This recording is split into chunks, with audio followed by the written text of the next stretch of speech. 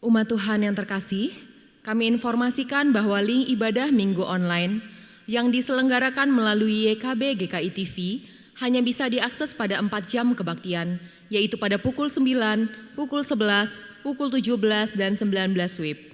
Meskipun secara virtual, namun kita tetap dapat mewujudkan aspek persekutuan dengan beribadah bersama dalam waktu yang sama.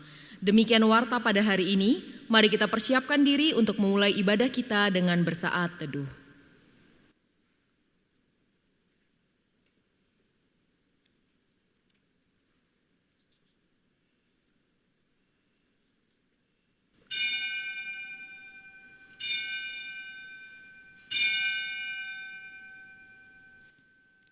Umat terkasih, selamat hari Minggu.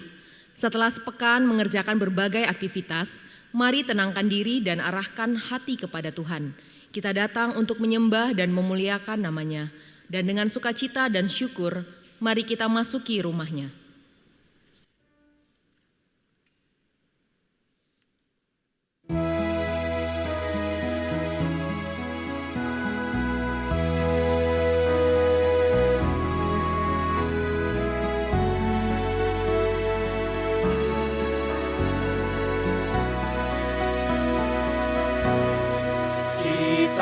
Masuk rumahnya, berkumpul menyembah kepadanya. Kita masuk rumahnya, berkumpul menyembah kepadanya. Kita masuk rumahnya, berkumpul menyembah kepada Kristus. Menyembah Kristus Tuhan.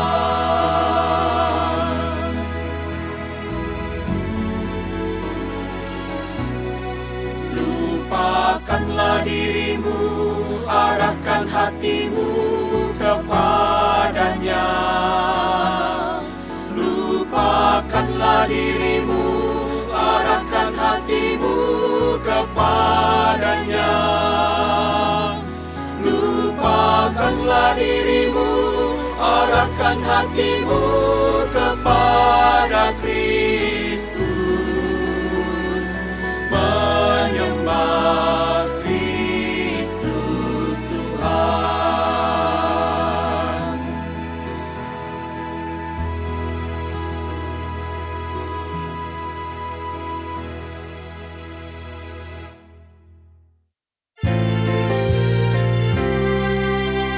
Pertolongan kita adalah dalam nama Tuhan yang menjadikan langit dan bumi.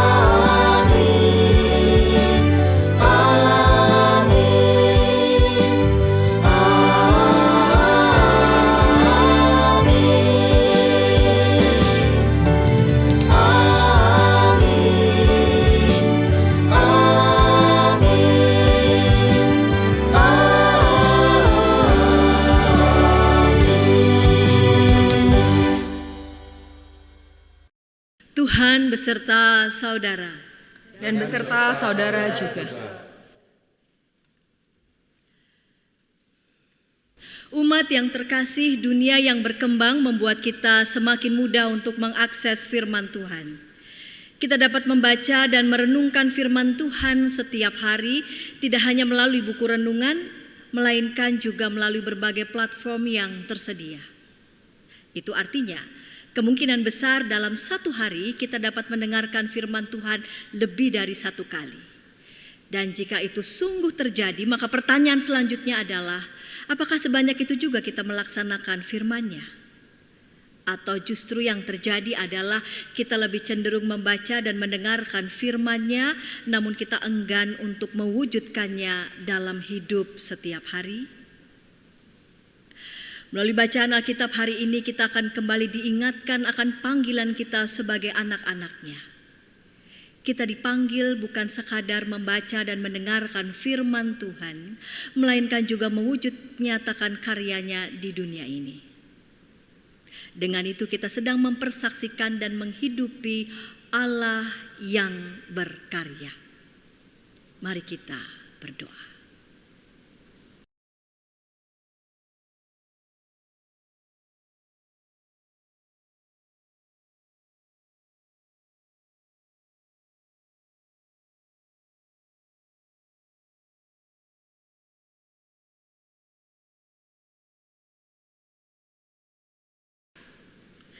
Bapa Sorgawi, Engkau adalah Allah yang berkarya dari dahulu, sekarang, sampai selamanya. Bahkan sebelum dunia ini dijadikan, Engkau telah berkarya memilih kami sebagai anak-anak-Mu. Namun sebagai anak-anak-Mu seringkali kami gagal memahami Engkau. Engkau adalah Allah Sang Kasih, namun kami enggan untuk mewujudkan kasih-Mu. Engkau adalah Allah Sang Pengampun, namun kami enggan hidup saling mengampuni. Engkau adalah Allah yang berkarya, namun kami enggan menyatakan karya-Mu di dunia ini. Kasihanilah kami ya Allah, dalam Roh-Mu yang kudus baruilah hati kami.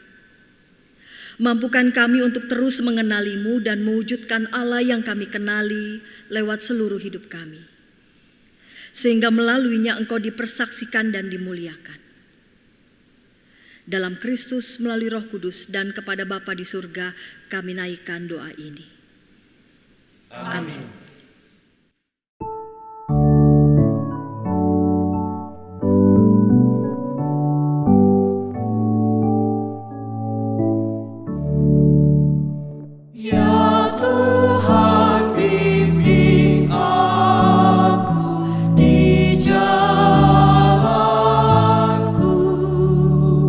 Sehingga ku selalu bersama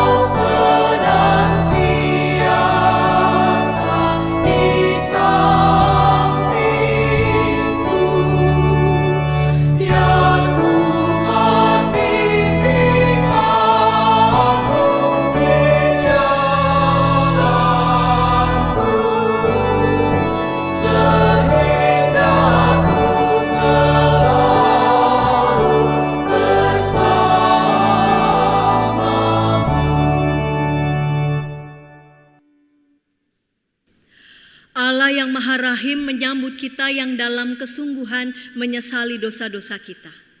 Roma 6 ayat 22 sampai 23 menyatakan, tetapi sekarang setelah kamu dimerdekakan dari dosa dan setelah kamu menjadi hamba Allah, kamu beroleh buah yang membawa kamu kepada pengudusan dan sebagai kesudahannya ialah hidup yang kekal. Sebab upah dosa ialah maut, tetapi karunia Allah ialah hidup yang kekal dalam Kristus Yesus Tuhan kita. Di dalam Kristus engkau telah diampuni. Di dalam Kristus engkau pun telah diampuni. Damai Kristus bagimu. Damai Kristus bagimu juga. Damai Kristus.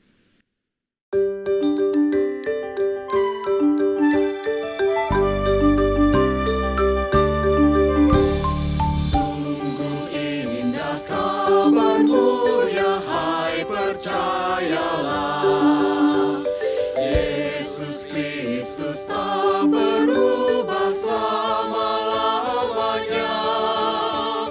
Darahnya tetap menghapus dosa dan celah.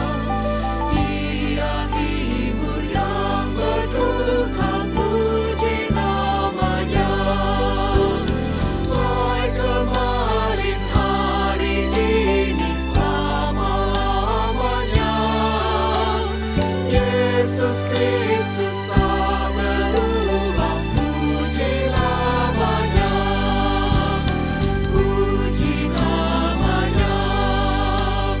Puji namanya. Yesus Kristus tak berubah, puji namanya. Ia cari yang berdosa, cari di kau pun. Datanglah, rendahkan hati, serahkan dirimu. Dulu kala ia sambut orang bercela, kini di kau pun disambut, diampuninya. Baik kemarin, hari ini, selama-lamanya. Yesus Kristus tak berubah, puji namanya.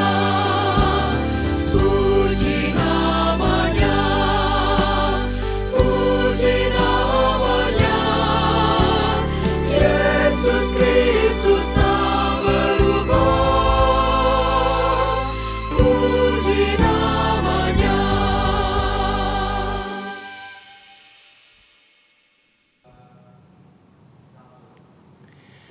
Bapak Ibu yang dikasihi Tuhan, saat ini kita akan bersama-sama merenungkan Sabda Tuhan. Dan sebelum kita bersama-sama merenungkan Sabda Tuhan, kita meminta pertolongan Roh Kudus. Mari kita satu dalam doa, kita berdoa. Bapa, pada saat ini kami ingin mendengarkan sabda-Mu. Kiranya Engkau sendiri yang menolong kami. Kami mohon Roh-Mu yang kudus juga menguasai kami, setiap hamba-hamba Tuhan yang Tuhan percayakan untuk menyampaikan sabda Tuhan. Kami berdoa untuk para lektor yang akan membacakan sabda Tuhan, Kantoria yang juga akan mendaraskan sabda Tuhan, dan hamba-Mu yang akan menyampaikan permenungan akan sabda Tuhan. Kami mohon agar Tuhan sendiri yang betul-betul menguasai kami, menolong kami supaya kami bisa menyampaikan sesuai dengan apa yang Tuhan inginkan. Kiranya Engkau layakkan kami ya Bapa. Terima kasih Bapa, bersabdalah, karena setiap kami siap mendengarkan Tuhan bicara. Demi Kristus Yesus Tuhan kami berdoa. Amin. Bacaan pertama dari Zakaria 9 ayatnya yang ke-9 sampai 12. Bersorak-soraklah dengan nyaring hai putri Sion. Bersorak-soraklah hai putri Yerusalem. Lihatlah rajamu datang kepadamu. Ia adil dan jaya, ia lemah lembut dan mengendarai seekor keledai beban yang mudah. Ia akan melenyapkan kereta-kereta dari Efraim dan kuda-kuda dari Yerusalem. Busur perang akan dilenyapkan, dan ia akan memberitakan damai kepada bangsa-bangsa. Wilayah kekuasaannya akan terbentang dari laut sampai ke laut, dan dari sungai Efrat sampai ke ujung bumi. Mengenai engkau oleh karena darah perjanjianku, dengan engkau aku akan melepaskan orang-orang tahananmu dari lubang yang tidak berair. Kembalilah ke kota bentengmu, hai orang tahanan yang penuh harapan. Pada hari ini juga aku memberitahukan, aku akan memberi ganti kepadamu 2 kali lipat. Demikianlah sabda Tuhan. Syukur kepada Allah.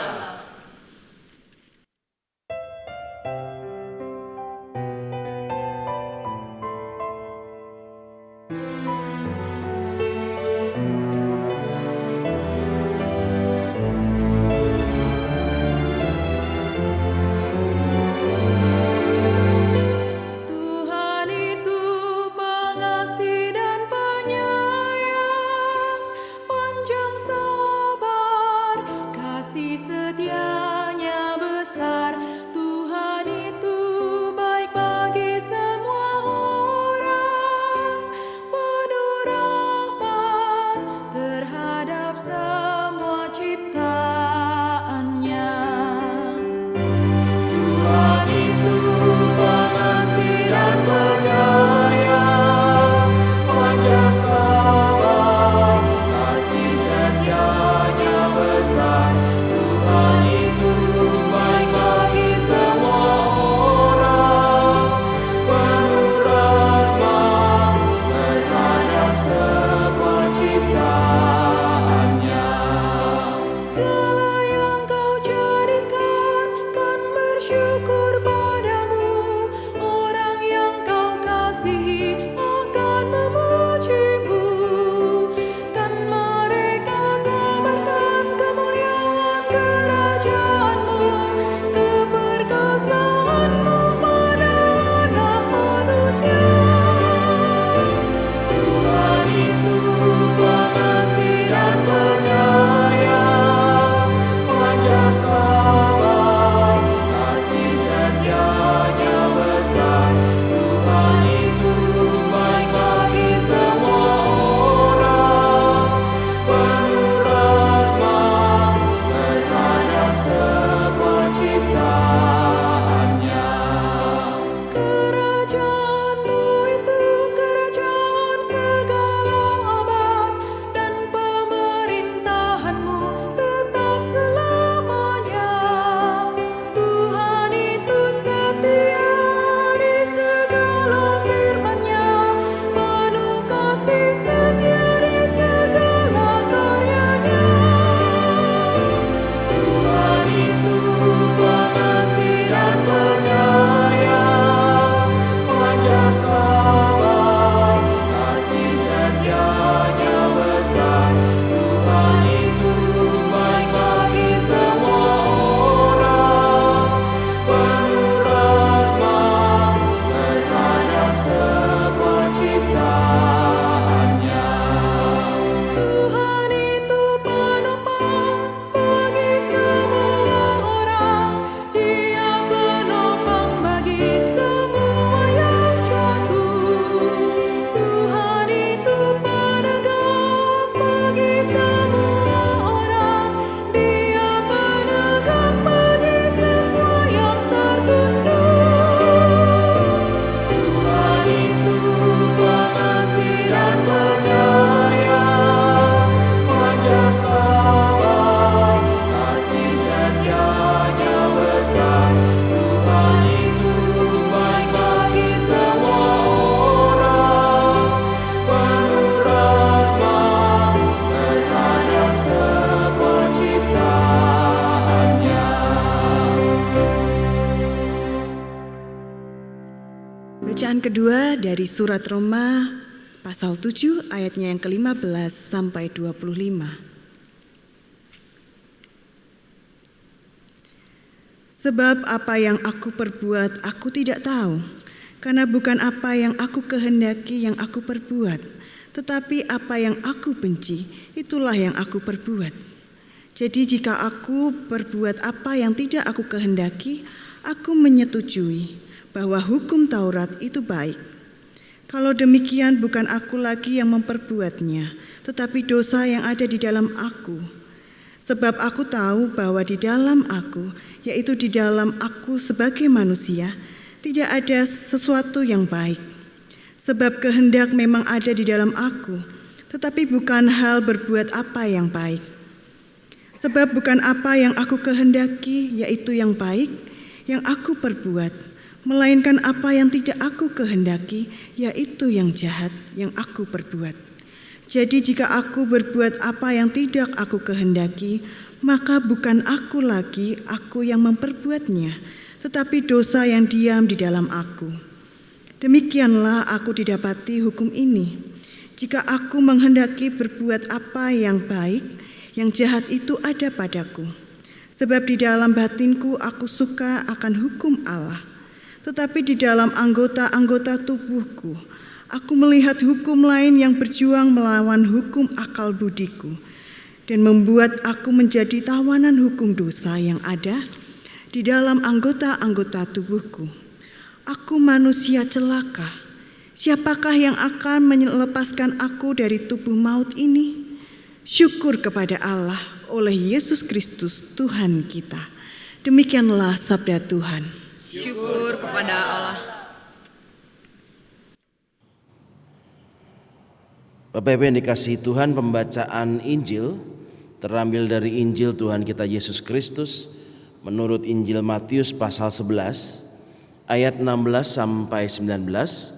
Kemudian dilanjutkan pada ayatnya yang ke-25 sampai ayatnya yang ke-30. Injil Matius pasal 11 ayat 16 sampai 19 dan dilanjutkan pada ayat yang ke-25 sampai 30. Saya akan bacakan untuk kita semua. Dengan apakah akan kuumpamakan angkatan ini?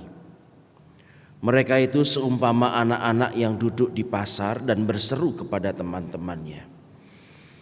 Kami meniup seruling bagimu, tetapi kamu tidak menari. Kami menyanyikan kidung duka, tetapi kamu tidak berkabung. Karena Yohanes datang, ia tidak makan dan tidak minum, dan mereka berkata, ia kerasukan setan. Kemudian Anak Manusia datang, ia makan dan minum, dan mereka berkata, lihatlah, ia seorang pelahap dan peminum, sahabat pemungut cukai dan orang berdosa. Tetapi hikmat Allah dibenarkan oleh perbuatannya. Pada waktu itu berkatalah Yesus, aku bersyukur kepadamu Bapa, Tuhan langit dan bumi, karena semuanya itu Engkau sembunyikan bagi orang bijak dan orang pandai, tetapi Engkau nyatakan kepada orang kecil. Ya Bapa, itulah yang berkenan kepadamu.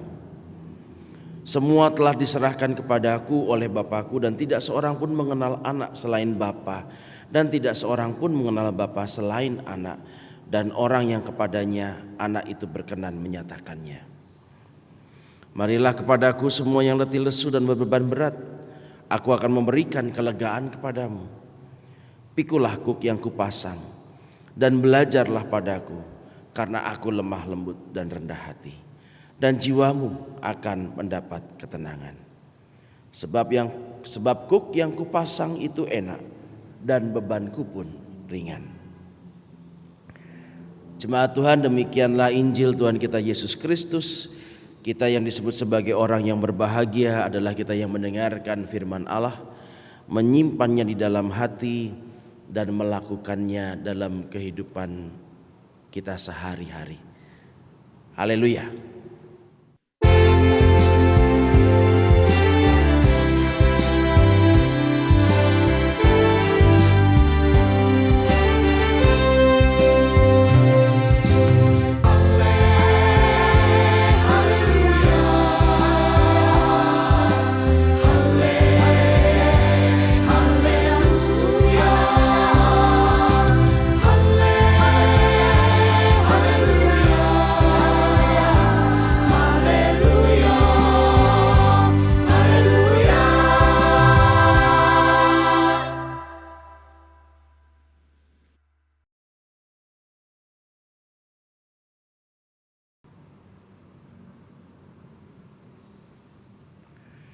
Shalom Bapak Ibu, para pemirsa YKB yang kami cintai. Salam dari kami, saya Pendeta Adon Sukmana yang saat ini melayani di GKI Gatot Subroto Purwokerto. Bapak Ibu yang dikasihi Tuhan, pada saat ini kita akan merenungi bersama sebuah tema yang cukup menarik, yaitu menghidupi Allah yang berkarya. Bapak Ibu, di tempat saya tinggal di saat ini, di Purwokerto ini, ada sebuah istilah jarkoni. Istilah itu adalah sebuah singkatan, iso ujar ora iso nglakoni. Bisa berkata tetapi tidak bisa menjalankannya. Biasanya ada yang lebih lengkap lagi, jarkoni, gajah dibelangkoni. Gimana cara ngebelangkonin gajah? Ya cuma bisa ngomong doang, gajah dibelangkoni, tapi membelangkoni gajah ya tidak ada yang bisa. Kita bisa membicarakan hal-hal yang baik. Kita bisa mengucapkan hal-hal yang benar. Tapi untuk melakukan hal yang baik dan yang benar itu ternyata tidak bisa untuk kita lakukan. Malah kadang-kadang yang justru kita lakukan adalah sebaliknya, yang jahat, yang tidak menyenangkan, yang tidak benar. Mungkin Bapak Ibu lebih familiar ketika Bapak Ibu mendengar istilah NATO. No action, talk only. Gak ada tindakannya, cuma ngomong tok, cuma bicara tok. Bapak Ibu, apa yang kita rasakan kalau kita berjumpa dengan orang-orang yang jarkoni atau orang-orang yang NATO ini? Kita harus berurusan dengan orang-orang seperti itu. Tentu rasanya sebel ya, rasanya kesel, rasanya mangkel begitu. Kamu sudah tahu apa yang benar. Kamu sudah ngerti mana yang tepat, mana yang baik, mana yang indah. Tapi kok malah kamu tidak melakukan hal yang seperti itu. Yang kamu tahu itu, yang kamu katakan itu. Malah justru kamu melakukan yang sebaliknya. Malah kamu justru melakukan yang tidak benar. Malah kamu justru melakukan sesuatu yang tidak baik, tidak tepat, tidak indah. Apa sih sebetulnya maunya kamu itu ya? Orang-orang yang ngerti tahu yang benar seperti apa tapi justru malah tidak melakukan yang benar. Apa sih maunya kamu gitu. Nah Bapak Ibu, mungkin kita sebel ketemu dengan orang-orang yang seperti itu. Tapi persoalannya adalah, bukankah hal-hal seperti ini juga dilakukan oleh kita? Bukankah kita itu sudah tahu apa yang benar, apa yang tepat, apa yang indah? Sudah ngerti dari kecil kita dididik oleh orang tua kita. Setiap minggu kita mendengarkan firman, mana yang berkenan di hati Tuhan. Kita udah ngerti apa yang benar, yang baik. Tetapi coba bayangkan, setiap hari kita lakukan apa? Yang kita lakukan justru sebaliknya. Kita melakukan yang tidak baik, kita melakukan yang tidak benar. Bapak Ibu, setiap hari Minggu kita ke gereja. Bahkan beberapa gereja itu sampai kebaktiannya tuh sampai membludak begitu. Pengunjung kebaktiannya membludak. Gereja sampai over kapasitas. Kapasitasnya sudah sangat berlebihan, sudah sangat melampaui kapasitas. Apalagi kalau seandainya yang khotbah itu adalah pendeta-pendeta yang viral, pendeta-pendeta yang terkenal, yang di YouTube sudah sangat banyak yang melihat gitu ya. Pasti sekali dibanjiri oleh banyak orang. Banyak orang berbondong-bondong datang ke sana. Coba Ibu bayangkan bahwa setiap hari Minggu itu orang ke gereja, orang Kristen ke gereja. Mungkin di Indonesia, mungkin ada jutaan loh orang Kristen di Indonesia yang kemudian datang beribadah pada hari Minggu, datang mendengarkan firman Tuhan. Tapi dari jutaan orang yang mendengarkan firman Tuhan pada saat itu, kenapa kok kehidupan kita tidak ada yang berubah? Kenapa tidak ada perubahan dalam hidup kita? Bahkan ironisnya, beberapa tindakan kejahatan, beberapa tindakan yang tidak baik, tidak benar itu justru dilakukan oleh kita yang mengaku bahwa kita itu adalah pengikut Kristus. Lebih-lebih lagi, malah lebih ironis lagi, justru tindakan yang tidak benar, yang tidak baik, yang tidak tepat itu dilakukan oleh pengurus gereja, oleh penatua, oleh pendeta. Apakah mereka itu tidak ngerti yang baik, tidak ngerti yang benar? Tahu. Tapi coba kita lihat, banyak yang justru terjadi yang sebaliknya. Nah, Bapak Ibu yang dikasihi Tuhan, itulah juga yang terjadi pada zaman Tuhan Yesus. Banyak orang yang berbondong-bondong kemudian pergi ke tempat yang jarang dikunjungi oleh orang pada waktu itu, yaitu padang gurun. Bayangkan, banyak orang mengunjungi, banyak orang berbondong-bondong datang ke padang gurun. Lah mau apa? Ngapain orang-orang itu kemudian datang ke padang gurun? Ya betul, kalau kita baca dalam Injil Matius tadi Bapak Ibu, kita melihat bahwa Tuhan Yesus menerangkan di ayat yang ke-9. Tuhan berkata demikian. Matius 11 ayat 9 versi bahasa Indonesia masa kini. Jadi mengapa kalian pergi ke padang gurun? Untuk melihat seorang nabi kah? Benar, malah lebih dari seorang nabi. Nabi yang dimaksud tentu kita tahu, karena konteksnya pada saat itu adalah Tuhan Yesus sedang membicarakan Yohanes Pembaptis. Banyak orang yang datang untuk melihat Yohanes Pembaptis. Banyak orang yang datang untuk mendengarkan khotbahnya. Banyak orang yang datang untuk merindukan teguran yang keluar dari mulutnya, melihat apa yang dia lakukan. Banyak orang yang suka mendengar, suka melihat apa yang dilakukan oleh Yohanes Pembaptis. Namun pertanyaannya adalah, apakah kemudian orang-orang yang suka melihat, suka mendengar apa yang dilakukan oleh Yohanes Pembaptis lalu pulang dan kemudian membawa dampak perubahan dalam kehidupannya hari lepas hari? Tidak, sama sekali tidak. Bahkan bukan hanya perkataan Yohanes Pembaptis.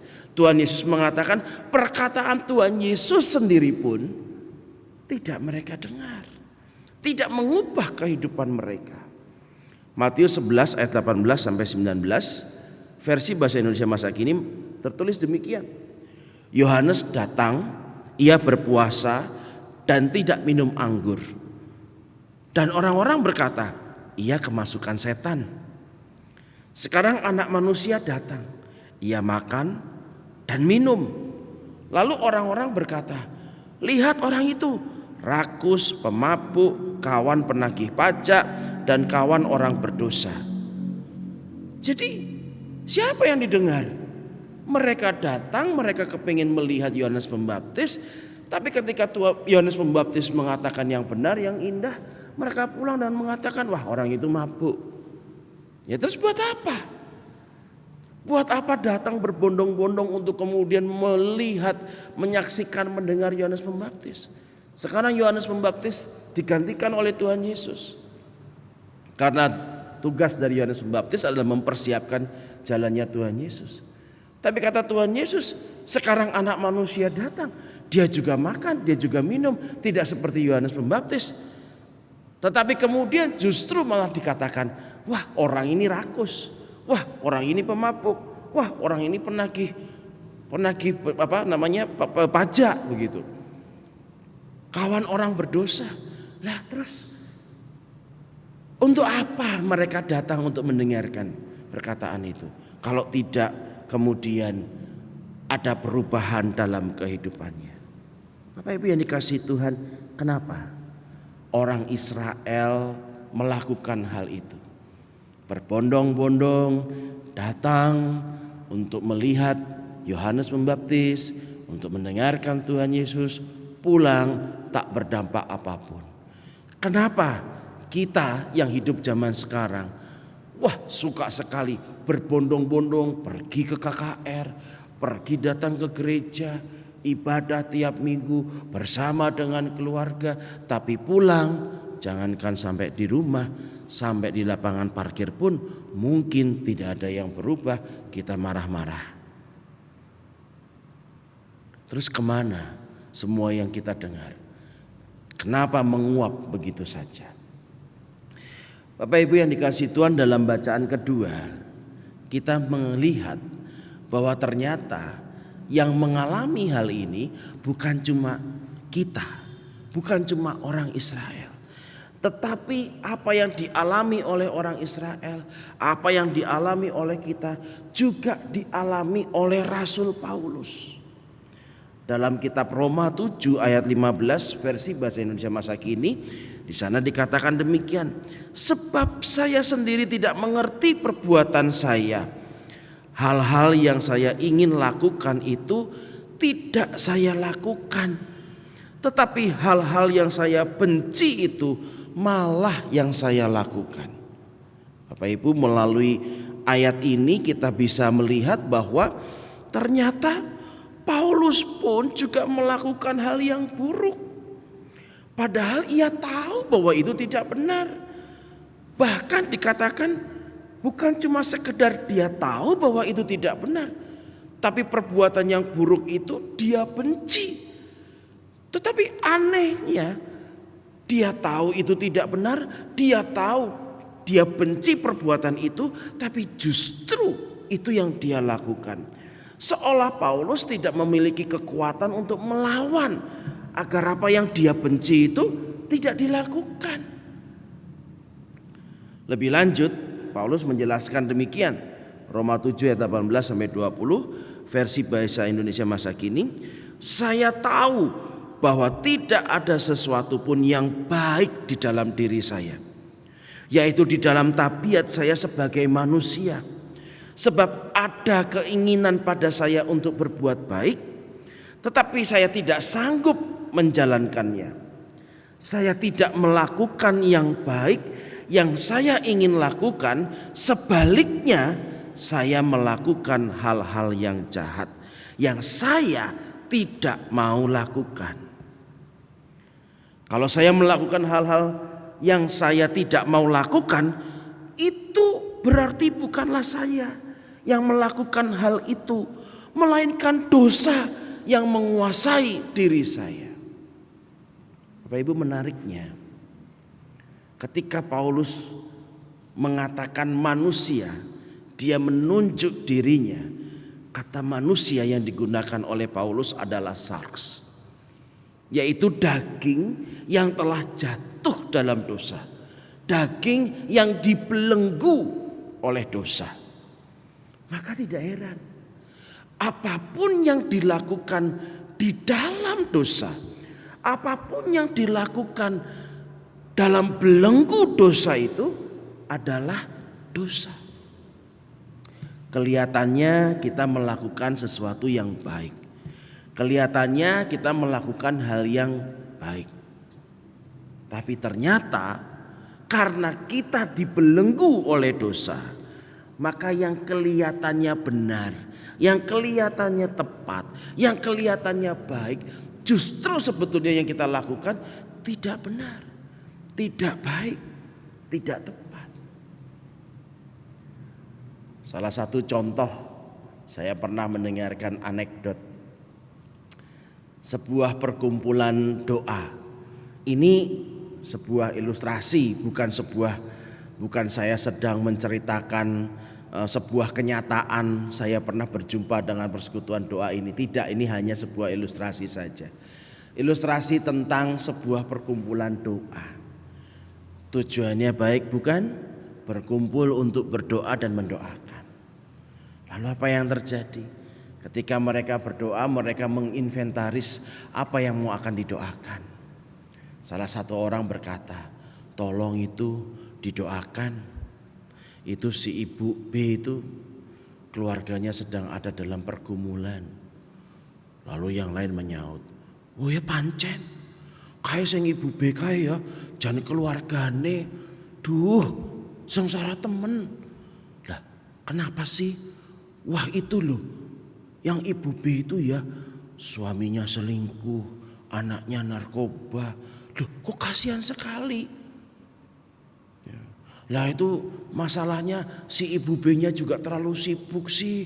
Melayani di luar, di gereja, sering gak pulang. Jadi anaknya gak keopen, gak keurus. Bojone juga gak keopen, suaminya juga gak keopen, gak keurus. Jadi gak heran kalau kayak begitulah jadinya keluarganya. Ini sebetulnya mau berdoa atau mau gosip. Kelihatannya tadinya awalnya baik. Mau mendoakan si ibu B. Tapi ketika kita dibelenggu oleh dosa, perbuatan yang tadinya kelihatannya baik, tapi justru yang kita lakukan tidak baik, tidak benar. Bapak Ibu, saya mengistilahkan apa yang terjadi pada Paulus kita dan juga orang Israel.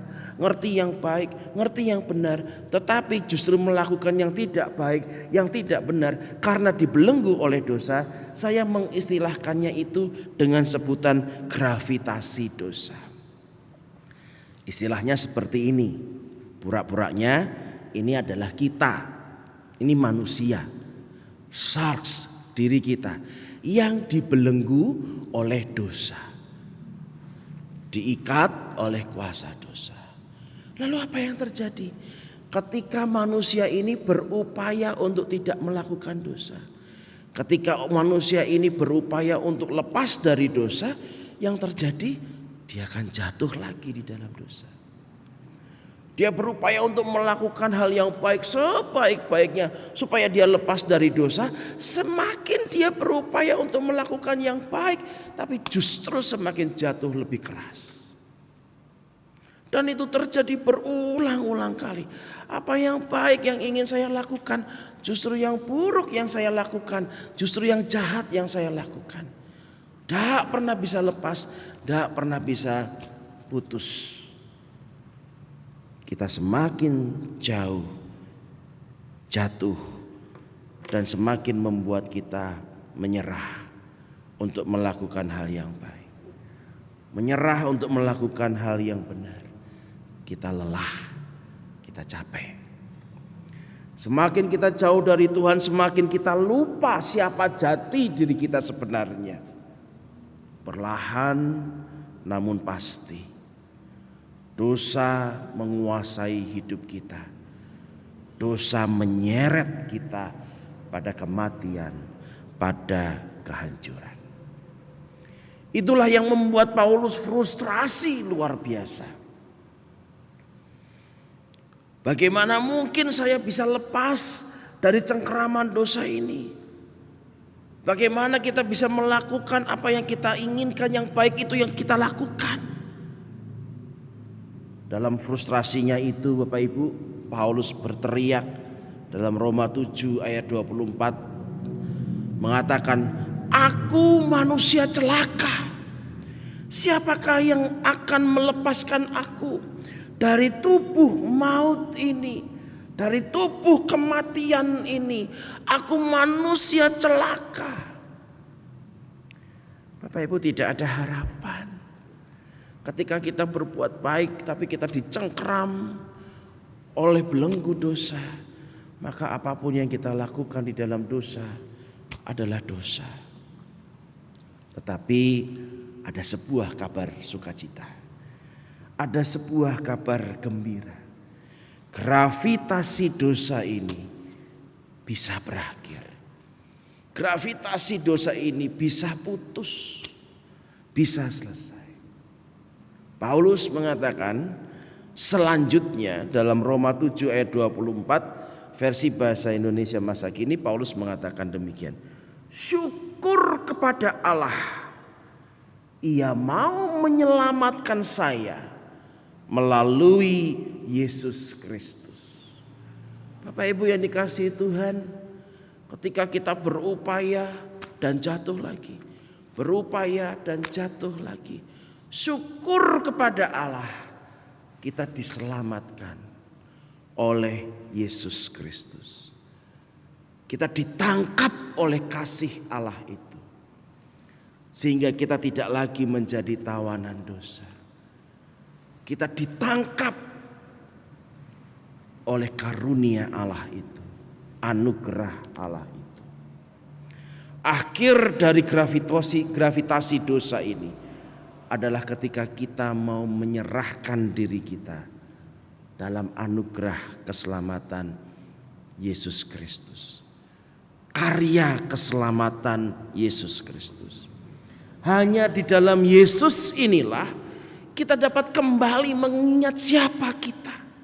Yaitu kita adalah umat yang telah ditebus dalam pengorbanan Tuhan Yesus melalui darahnya, melalui kematiannya. Bapak Ibu, di dalam Tuhan Yesus ini kita bukan hanya sekedar mengenal, oh ini toh yang baik, oh ini toh yang benar, oh begini toh yang indah. Bukan hanya cuma sekedar mengenal itu, tetapi kita dimampukan, diberikan kekuatan untuk melakukan tindakan-tindakan yang besar. Tindakan-tindakan yang membuat kita juga bisa melakukan karya Allah yang nyata dalam kehidupan ini. Karya Yesus Kristus bukan saja membebaskan kita dari belenggu dosa, tapi membuat kita dapat hidup dan menghidupkan karya Allah dalam kehidupan kita hari lepas hari. Ada seorang perempuan datang kepada seorang pendeta. Tadinya dia belum mengenal siapa itu Tuhan Yesus. Dia datang kepada seorang pendeta dan dia berkata, "Pak Pendeta, saya ingin sekali untuk menjadi pengikutnya Tuhan Yesus. Saya orang yang jahat, Pak Pendeta. Saya mempunyai latar belakang yang tidak baik. Tapi sekarang saya ingin mengikuti Tuhan Yesus. Saya mau menjadi orang Kristen. Apakah Pak Pendeta bisa membaptis saya?" Bapak Ibu yang dikasihi Tuhan, pendeta ini berkata, "Apakah kamu sudah kenal, betul-betul kenal siapa Tuhan Yesus itu?" Sang perempuan mengatakan, "Oh iya Pak Pendeta, saya kenal betul, saya tahu betul." Lalu Pak Pendeta ini mulai bertanya, "Kamu tahu kapan Tuhan Yesus lahir?" Perempuan ini diam. "Tidak tahu Pak Pendeta." "Di mana Tuhan Yesus lahir kamu tahu?" "Enggak tahu Pak." "Orang tuanya siapa namanya? Tahu enggak?" "Wah, enggak tahu juga ya Pak." "Oke deh, kalau begitu begini. Bagaimana Tuhan Yesus itu bisa menyelamatkan kamu? Apakah kamu tahu?" "Aduh, saya juga enggak tahu." Dipancing, pendetanya mancing. "Itu loh, gimana cara Tuhan Yesus mati? Itu yang menyelamatkan kamu. Kematian Tuhan Yesus itu yang menyelamatkan kamu. Gimana coba caranya Tuhan Yesus mati?" "Enggak tahu juga ya Pak Pendeta." Lalu kemudian Pak Pendeta ini ngomong, "Kamu katanya kenal sama Tuhan Yesus. Tapi ditanya lahir di mana? Orang tuanya siapa? Matinya bagaimana? Cara Tuhan Yesus menyelamatkan kamu kayak seperti apa? Semua kamu bilang gak tahu. Lah terus gimana? Kayak gitu kok kamu mau mengikut Tuhan Yesus, kenal aja enggak?" Perempuan ini menunduk dan tiba-tiba dia meneteskan air mata. Dia berkata, "Pak Pendeta, betul. Saya tidak kenal Tuhan Yesus. Saya tidak tahu di mana dia dilahirkan, siapa orang tuanya, di mana dia mati, bagaimana dia mati. Bahkan saya tidak tahu bagaimana dia menyelamatkan saya. Tapi sejak saya mendengarkan apa yang dilakukan oleh Tuhan Yesus melalui khotbah, melalui pujian, hati saya tentram. Yang saya tahu Pak Pendeta, setelah saya mengenal Tuhan Yesus, saya tidak lagi punya dendam pada siapapun. Saya tidak lagi hidup dalam kehidupan kelam saya. Dan saya memutuskan untuk meninggalkan semua kehidupan lama saya. Apakah saya masih diperkenankan, masih dilayakkan untuk menerima Tuhan Yesus, menjadi pengikut Tuhan Yesus? Apakah saya boleh dibaptis? Pendeta ini mengatakan, kamu telah mengenal yang sesungguhnya. Siapa itu? Tuhan Yesus. Bapak Ibu yang dikasihi Tuhan, siapa yang tidak tahu ketika kita menjadi orang Kristen? Siapa yang tidak tahu semua informasi tentang Tuhan Yesus? Lahir di mana, orang tuanya siapa, matinya bagaimana, bagaimana cara dia menyelamatkan kita. Semua informasi itu kita tahu, semua pengetahuan itu kita tahu. Tapi apa gunanya pengetahuan itu kalau ternyata pengetahuan itu tidak mengubah kehidupan kita, dan kita masih membiarkan diri kita dicengkeram oleh kuasa dosa? Bapak Ibu yang dikasihi Tuhan, kuasa karya keselamatan Tuhan, karya Allah itu bukan cuma sekedar untuk kita tahu. Karyanya jauh lebih besar dari itu. Karya Allah itu memampukan kita untuk hidup dan menghidupi keselamatan yang Tuhan berikan, anugerah yang Tuhan berikan. Karya Allah itu memampukan kita untuk menghidupi semua kebaikan yang telah dicontohkan oleh Tuhan kita Yesus Kristus. Oleh karena itu, marilah kita hidup dan menghidupi karya Allah dalam kehidupan kita. Amin.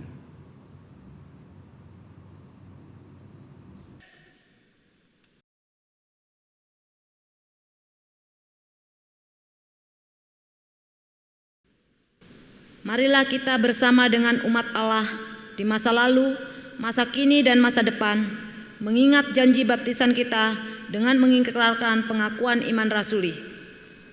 Aku percaya kepada Allah, Bapa yang Maha Kuasa, Khalid langit dan bumi, dan kepada Yesus Kristus, anaknya yang tunggal Tuhan kita, yang dikandung daripada Roh Kudus, lahir dari anak darah Maria, yang menderita sengsara di bawah pemerintahan Pontius Pilatus, disalibkan, mati dan dikuburkan, turun ke dalam kerajaan maut.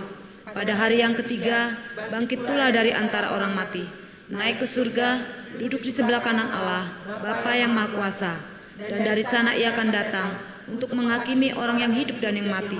Aku percaya kepada Roh Kudus, gereja yang kudus dan am, persekutuan orang kudus, pengampunan dosa, kebangkitan orang mati dan hidup yang kekal. Amin.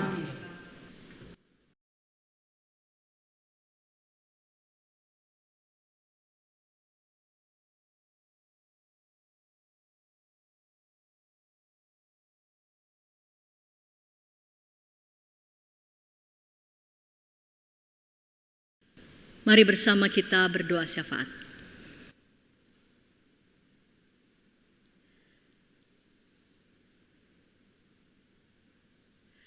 Engkau adalah Allah yang terus bekerja, yang terus berkarya, yang terus mencipta. Dan kepada kami, anak-anak-Mu,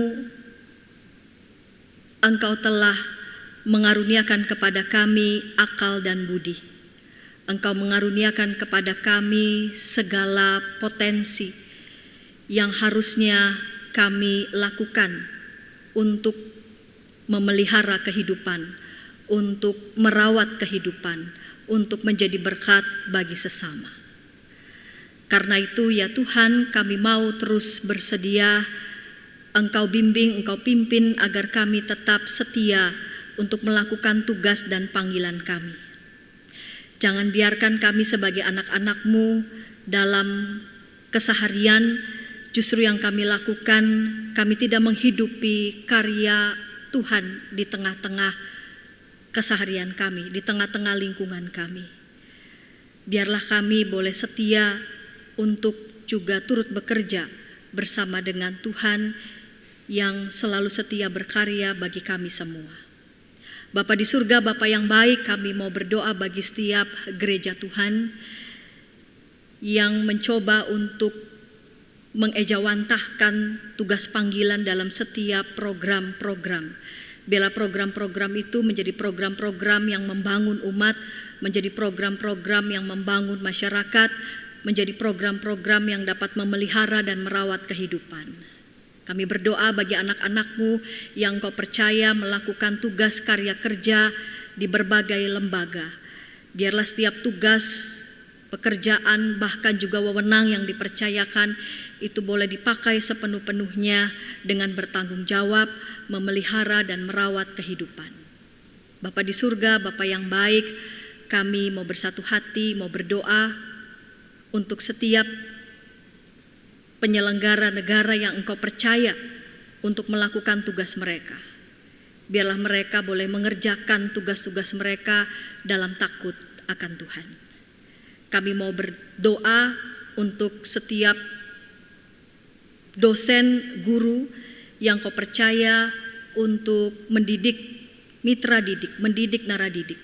Biarlah mereka boleh sungguh-sungguh dapat mengerjakan segala tugas dengan baik.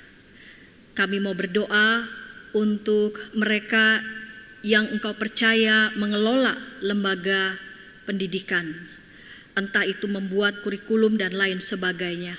Biar mereka juga boleh bekerja sepenuh-penuhnya untuk mencerdaskan anak-anak bangsa. Bapa di surga, inilah doa kami kepadamu, di dalam Yesus Kristus kami berdoa.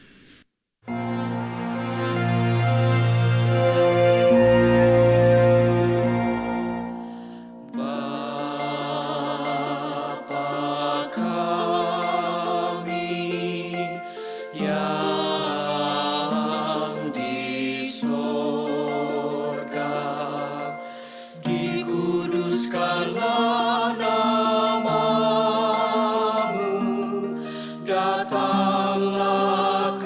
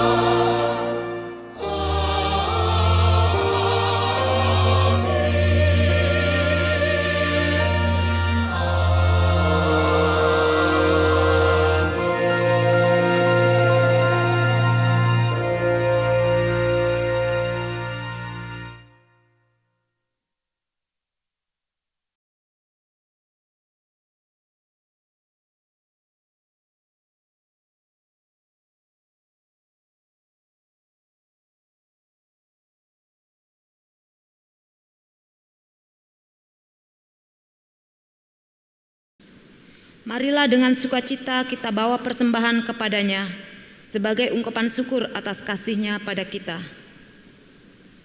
Roma 12 ayat 1 menyatakan, "Karena itu saudara-saudara, demi kemurahan Allah aku menasihatkan kamu, supaya kamu mempersembahkan tubuhmu sebagai persembahan yang hidup, yang kudus dan yang berkenan kepada Allah. Itu adalah ibadahmu yang sejati." Saudara-saudara dapat mengirimkan persembahan ke rekening gereja masing-masing.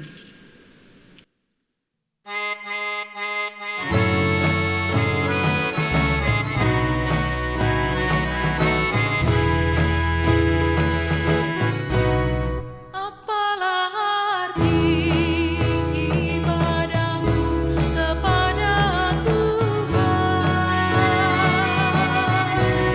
bila tiada rela sujud dan syukur?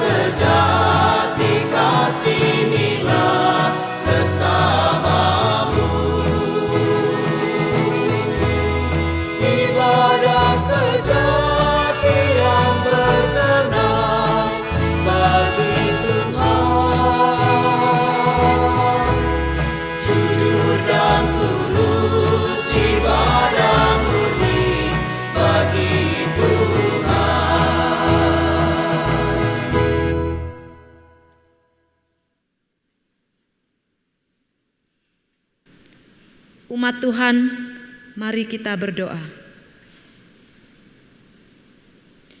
Kami sungguh bersyukur untuk kasih dan karya Allah yang selalu nyata lewat hidup kami. Tak habis-habisnya rahmat-Mu yang terus membaharui dan memelihara anak-anak-Mu.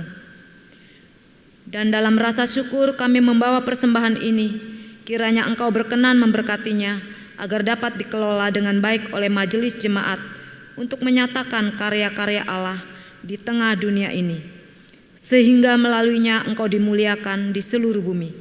Terpujilah Bapa, Anak, dan Roh Kudus, kekal sampai selama-lamanya. Amin.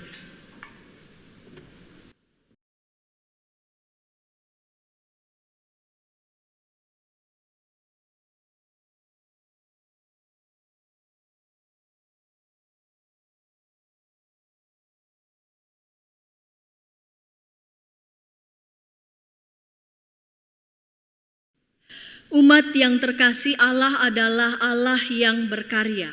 Oleh sebab itu panggilan kita bukan hanya mendengarkan firman-Nya, melainkan juga diutus untuk melanjutkan karyanya di tengah dunia yang penuh cemar ini. Dengan demikian kehidupan kita menjadi hidup yang bersaksi dan berkenan kepadanya.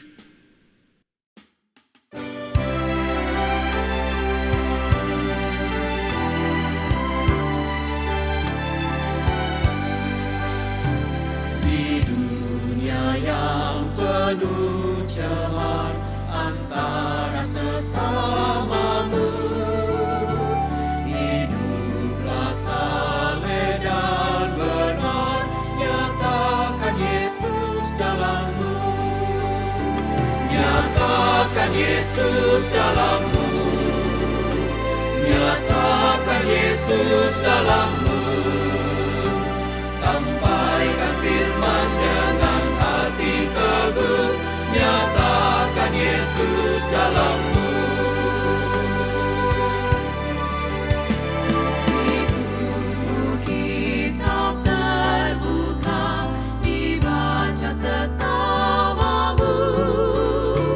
Apakah tiap pembacanya melihat Yesus dalammu? Nyatakan Yesus dalammu, nyatakan Yesus dalammu, sampaikan firman dengan hati teguh, nyatakan Yesus dalammu.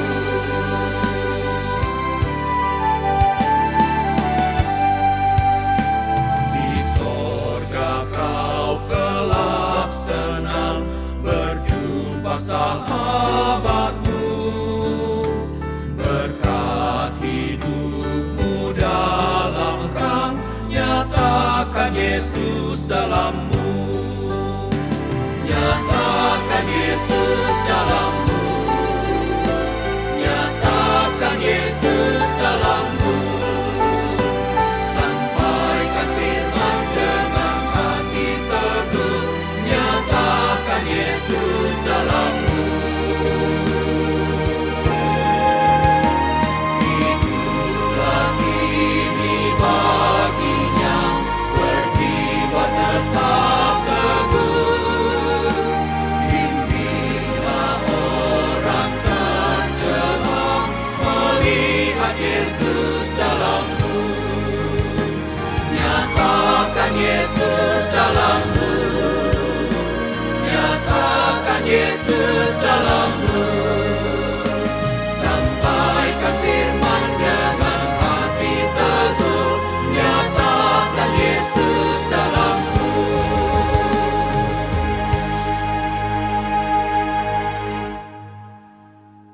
Arahkanlah hatimu kepada Tuhan. Kami mengarahkan hati kami kepada Tuhan. Jadilah saksi Kristus. Syukur kepada Allah, Terpujilah Tuhan. kini dan selamanya.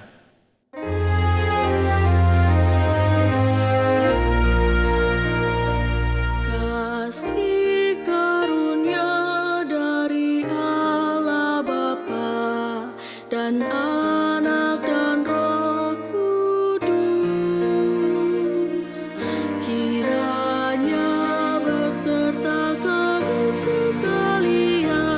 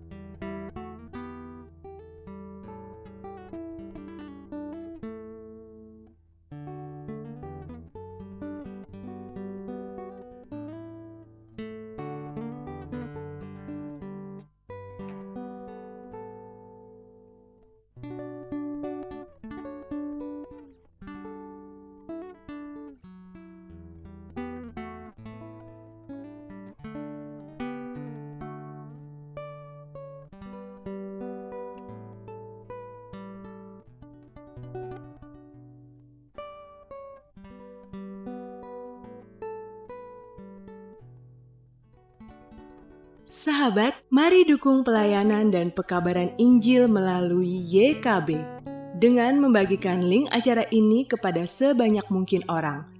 Dukungan juga dapat saudara lakukan dengan mentransfer dukungan finansial ke rekening BCA ke nomor 450 305 2990 450 305 2990 atas nama Yayasan Komunikasi Bersama.